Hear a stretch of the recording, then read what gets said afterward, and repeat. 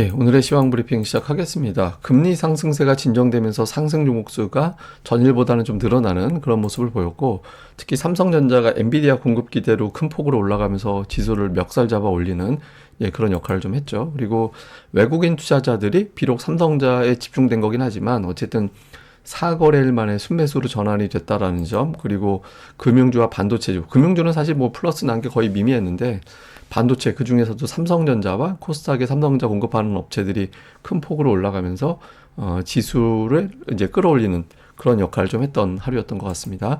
뭐 내용들을 보면 첫 번째는 미국의 국채 금리가 하락했잖아요. 미국 오늘 20년물 국채 발행이 있었거든요. 한 130억 달러, 규모는 아주 큰 건 아니었습니다만은, 그런데 발행 금리가 4.542%에서 발행이 됐어요. 그러니까 이제 국채 발행이라는 건 뭐냐면 미국 정부가 돈을 빌리는 거예요. 돈을 빌리는 건데 금리가 내려갔잖아요. 그러니까 지난번보다 더 싼 금리로 돈을 빌릴 수 있다라는 거는 투자자들이 지금이 금리 고점 아닌가? 최근에 금리 계속 올라왔는데 이 즈음이 고점일지도 몰라. 더군다나 FOMC 전인데, 그래서 FOMC 끝나도 금리가 안 올라갈 수도 있겠구나, 이런 기대를 갖게 됐죠. 그래서 미국의 10년물 금리 내려갔고 실제로 발행 금리가 이렇게 올라가던 추세에서 내려가다 보니까 FOMC 앞두고 괜찮은 신호구나, 그러니까 이런 기대를 갖게 됐죠. 그래서 금리 빠지면 우리 증시는 플러스 나는 그런 이제 흐름이 나오게 되거든요. 그래서 금리가 빠진 게 1차적으로 시장에 안도감을 준 측면이 있고, 두 번째는 이제 삼성전자인데, 삼성전자가 플러스로 출발할 수 있었던 계기는 첫 번째는 엔비디아가 오늘 상승 마감했잖아요. 장 초반에 마이너스 3%였다가 플러스로 끝났는데, 엔비디아가 좋은 이제 재료가 있었음에도 불구하고 왜 밀리는 모습이 있었을까라는 어떤 의구심도 있었거든요. 근데 이게 이제 젠슨 왕이 2시간 동안 혼자 브리핑을 하고 1시간 반 동안 질의응답을 받았거든요. 그런데 이거에 대해서 이제 일부 투자들은 어떤 반응을 보였냐면, 젠슨 왕의 말이 무슨 말인지 못 알아듣겠더라.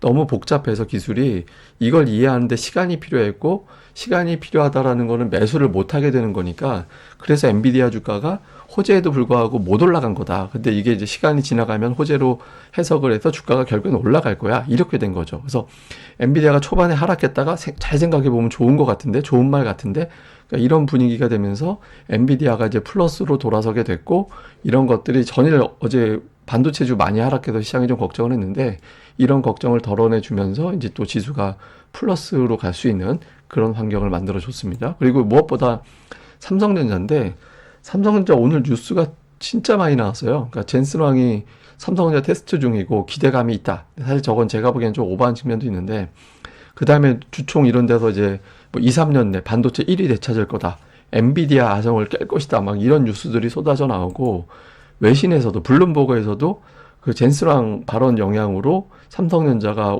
6개월 이내 최대폭으로 올라갔다, 이런 내용들이 보도가 됐거든요. 그래서 삼성전자 뉴스가 워낙 많이 쏟아지다 보니까, 특히 약점이라고 생각했던 HBM 쪽에서 기대감이 나오다 보니까 올라간 것도 있는데, 제가 보기엔 이것도 있는 것 같아요. 그러니까 위는 뭐냐면 SK하이닉스 PBR 차트인데, 하이닉스는 상단을 뚫고 나가버렸잖아요, PBR 밴드에서. 근데 삼성전자는 완전 바닥은 아니지만 가격 부담은 없는 위치거든요. 그래서 투자자들 중에 일부가 하이닉스 팔고 삼성전자로 넘어가는, 그러니까 롱숏 같은 어떤 그런 매매를 한 것이 또 오늘 삼성전자를 끌어올리는 그런 계기가 됐던 것 같습니다. 근데 이게 사실 엄밀하게 보면 오늘 좀 오버한 것도 있어요. 왜냐면 저건 테스트를 한다라는 거지, 삼성전자 제품을 하이닉스를 완전히 대체하는 제품으로 이제 간다, 이런 건 아니거든요. 그러니까 지금 제가 보기에는 첫 번째는 하이닉스가 이제 1번 공급자라고 봐야 되기 때문에 당분간 그 지위는 유지가 될 거고, 그래서 사실 오늘 올라간 게 재료 대비 조금 오버한 측면이 없잖아 좀 있는 것도 있다. 냉정하게 보면 뭐 그런 것도 있는 것 같습니다. 근데 어쨌든 주가는 올라갔죠. 그러다 보니까 삼성전자 오늘 거래 대금이 4조 원 정도 나왔거든요. 그러면서 올라가서 지수를 30포인트를 혼자 올렸어요. 그러다 보니까 어떤 부작용이 생겼냐면, 삼성전자를 제외한 코스피는 플러스 4포인트였고요.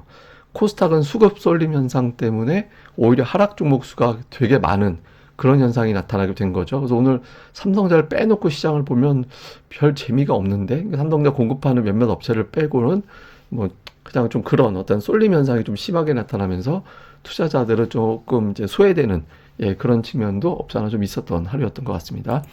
특징적으로는 삼성전자, 제가 아침에 오늘하고 내일 이 종목이 되게 중요하다라고 아예 종목을 딱 찍어서 이제 삼성전자라고 말씀을 드렸잖아요. 왜냐하면 기술적으로 되게 아슬아슬해서 7만 원 밑으로 내려갈 수도 있는 어떤 위기가 있는 자리였거든요. 근데 어제 121선 지지가 돼서 오늘 이게 좀 회복이 되면 오늘하고 내일 중에서 되게 중요한 위치다라고 해서 제가 삼성전자 오늘 내일은 이 종목이 중요합니다. 유튜브 제목도 아예 달았죠. 다행히 이제 그 위로 올라서면서 넉넉하게 올라서는 모습이 나왔고, 근데 나중에 또 한번 말씀드릴 기회가 있겠지만 삼성전자는 제가 보기엔 올해는 결과적으로는 연봉은 플러스로 갈 가능성이 있다고 보거든요. 근데 어쨌든 그렇고, 다음에 이제 YIK 같은 삼성전자 매출 비중이 큰 기업들도 이제 주가가 덩달아서 올라갔고, 그다음에 별도 업종을 보면 조선주가 최근에 강합니다. 그러니까 저항대에서 지금 여기서 치고받고 하고 있는데 조금 저항대에서 밀어 올리는 그런 시도가 나와서 조선 업종이 최근에 은근히 시장의 어떤 주목도를 받는 그런 모습들도 특징적으로 나온 것 같습니다.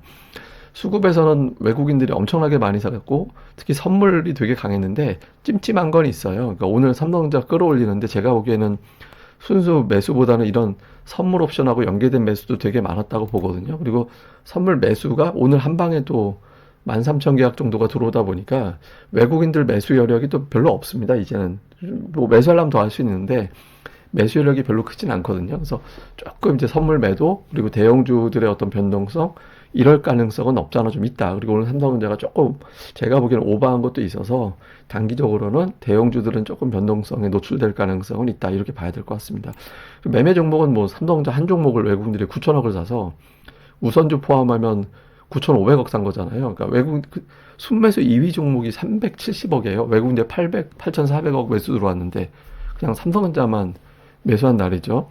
그 외에 이제 금융주, 보험주 뭐 이런 것들 일부가 좀 매수에 들어가 있고 하이닉스가 매도인데 뭐 규모는 크지 않았고 기관 투자자들도 오늘 5,900억 가까이 매수 들어왔는데 삼성전자 한 종목만 우선주까지 포함을 하면 6,700억 정도가 삼성전자에 집중이 됐습니다. 그 외에는 뭐 조선주라든가 뭐 바이오 종목들 뭐 그때 업종별로 좀 골고루 좀 분산시켜 놓는 그런 모습이 좀 있었고, 그다음에 코스닥 쪽에서는 역시 반도체 관련된 종목군들 물론 이제 뭐 신성 델타테크 HLB가 순매수 상단이지만 종목군으로 보면은 반도체가 한 절반 정도 되죠. 종목 수가. 그러니까 이런 어떤 모습을 좀 보이고 2차 전지는 매도 쪽으로 가 있었고, 그다음에 기관은 위메이드가 최근에 이제 주가가 강했는데 그러니까 위메이드 들어가 있고 그다음에 역시 또 반도체 관련된 종목군들이 종목 수 면에서 보면은 거의 40% 정도는 상단에 이제 반도체주들이 포진을 해서 오늘 양시장 좀 반도체 그 중에서도 좀 골라서 넣는 기관은 어쩔 수 없이 자금 동향상 골라서 하는 거고 외국인들은 이제 조금 더 적극적으로 반도체를 사들이는 그런 모습을 보였던 것 같습니다. 자, 요약을 좀 해보면 FMC가 중요합니다. 점도표가 어떻게 변하는지 제가 잠시 후에 설명드릴 겁니다만은 그리고 이제 그 이후에 이제 국채금리 반응 그리고 이제 엔비디아와 러셀 2000 지수, 그러니까 우리 증시가 올라가려면 러셀 2000 지수가 플러스 나는 게 그런 환경이 아시아 증시에는 좀 유리하거든요. 그런 움직임이 나오게 되는지. 그 다음에 삼성전자 다음으로 움직일 종목. 그러니까 지금 삼성전자는 마이크론 테크놀로지 실적도 있기 때문에 이제 좀 변동성, 하이닉스도 마찬가지입니다만 이제 커질 수 있거든요. 근데 이거 말고, 그러니까 반도체 덩어리 말고 다른 덩어리 하나 정도가 또 움직여주는 게 시장에는 도움이 될 수 있거든요. 그게 이제 뭐 밸류업이 될 수도 있고, 배터리가 될 수도 있고 자동차가 될 수도 있는 거고, 그런데 어쨌든 삼성전자 다음으로 하나 정도가 좀 따라붙어 줘야 시장이 좀 튼튼하게 버틸 수 있는 그런 흐름이 나올 수 있게 되거든요. 그러니까 대형주 하나 정도가 더 나올 수 있느냐. 그다음에 뭐 오늘 반도체 뭐 조선 화장품 금융 이런 것들이 올라갔는데 금융은 뭐 상승폭이 크진 않았고 뭐 오늘 그냥 반도체가 제일 셌다. 하이닉스는 그러나 이제 또 업종 내에서 롱숏 같은 게 돼버리면서 좀 엇갈렸다. 이 정도로 이제 보면은 될 것 같습니다. 자, 오늘 FMC인데 중요한 관전 포인트는 뭐냐면 첫 번째는 그 물가 전망치의 변화. 이게 이제 작년 12월 점도표거든요. 작년 12월에는 PC를 올해 2.4% 예상을 했어요. 근원도 마찬가지로 2.4%. 여기서 조금만 변화되거나 비슷하면은 괜찮습니다. 근데 예를 들어서 2.6, 2.7 이 정도 수치로 올라가게 되면 좀 불편할 수 있거든요. 근데 최근에 CPI하고 PPI 때문에, 그러니까 CPI는 소비자 물가 지수고 PPI는 생산자 물가 지수인데 그 두 개 때문에 시장이 되게 놀랐잖아요. 근데 FMC 회의에 나오는 데이터 상으로는 우리는 PC를 봐 이렇게 딱 찍혀 있거든요. 그래서 PC가 사실은 되게 중요합니다. 근데 이제 연준은 최근에 CPI와 PPI를 보고 PC를 변화를 주는지 이게 이제 첫 번째로 관전 포인트고, 두 번째는 이제 점도표인데 점도표는 현재 금리 대비 세 차례 정도 내릴 거다라고 작년 12월에 찍혀 있었거든요. 요거를 갖다가 뭐 3회 그대로 유지해 주는 게 가장 현재로서는 좋고, 2회 된다고 해도 저는 뭐 그렇게 크게 충격을, 한 번은 충격받겠지만 연속적 충격은 없을 거라고 보거든요. 왜냐면 6월에 인하를 예상하기 때문에 이번 회의보다 6월이 더 중요해요. 그래서 이제 세 차례 정도 유지를 해준다라면 다행, 2차례 된다면 한 차례 쇼크, 뭐 이런 정도의 시나리오가 될 것 같고, 이제 PC 전망도 2.4 플러스 마이너스 0.1%까지는 그냥 그런 대로 괜찮은, 근데 2.6 이상, 그러니까 2. 플러스 0.2% 이상 올라가 버리면 조금 시장이 단기적으로는 충격을 받을 수도 있다. 그래서 이제 FMC 이 결과가 상당히 중요한데, 근데 계속 말씀드리지만 3월 FMC는 게임 체인저가 아니에요. 그러니까 6월입니다. 6월 제일 중요한 거. 그래서 3월은 단기적인 영향을 주는 거고, 추세적으로는 6월이 더 중요한 거라 엄청나게 파월이 사고 치지 않으면, 파월 발언 때 주식시장이 안 좋은 경향성이 있긴 했잖아요. 그래서 이번에도 또 어떻게 될지 모르겠습니다만은, 어쨌든 이제 요 흐름에서 이 시나리오 2개, 그러니까 여기서 0.2%포인트 오차, 점도표는 그대로 유지되는 게 최선. 그러니까 요 정도로 보시면 될 것 같습니다. 이제 삼성전자 얘기는 제가 다음에 할게요. 삼성전자가 플러스로 돌아서는 해에는 이제 한 해로 플러스 끝나지 않고 2회 정도는 연결지어 간다라는 건데, 조금 제가 다음에 설명드리도록 하겠습니다. 예, 그럼 또 오늘 하루 또 잘 보내시고요. 저는 또 다음에 뵙겠습니다. 이 방송 구독하기 하고, 예, 좋아요 꼭 부탁드립니다. 감사합니다.